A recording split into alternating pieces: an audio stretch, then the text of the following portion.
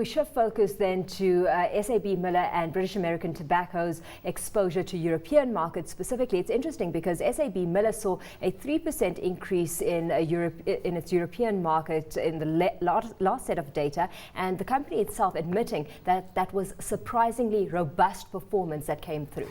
Yes, look, when I think of Europe, I think of Western Europe, which is of course countries that have had some economic problems in recent years.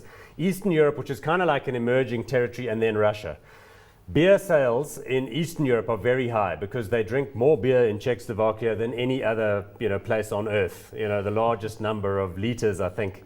David Williams mentioned that to me earlier, and I said, how do you know that? So, I mean, in those cases also, they went around buying these breweries and jacking them up and then bringing in the brands. Remember, they bought Grolsch, which was a big sort of Western European brand. Again, very competitive market. Heineken, Carlsberg, all these people are there.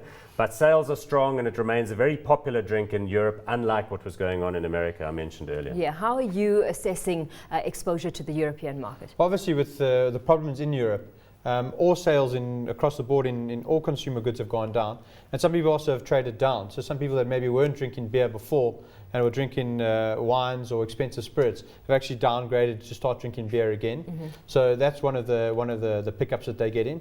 And then there's a lot of craft beers that are starting to come onto the market, which are also managed by these big groups.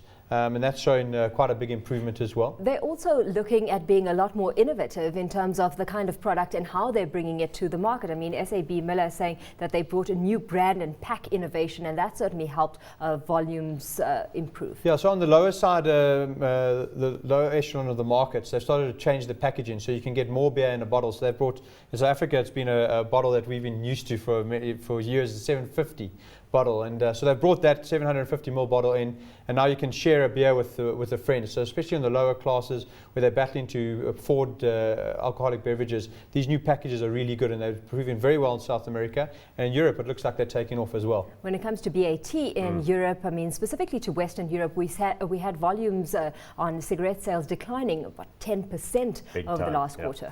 And that's really a story of excise taxes, because in countries like Spain, it used to be fine. You could sit on the train and smoke, you could smoke in public, you could smoke in the shops and the restaurants, what? That's all ended. I mean, Spain is a critical market because everybody used to smoke there, and Italy, Southern Europe generally. So big rules coming in, even in Russia, where people thought it'd be the last place people would get, sort of anti-smoking legislation in public places has started to come in. So what you really are seeing is the business really creaking in that environment. Big sales declines. They're trying to offset that by pushing up prices, but I think there's a limit.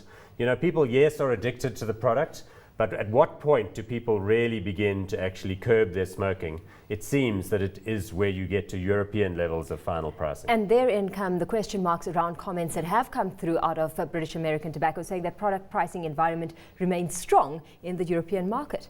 Well, I think their brands are so good that they can do that, but I don't think how long can it last. If you look at Spain, I think consumption was down nearly 30%.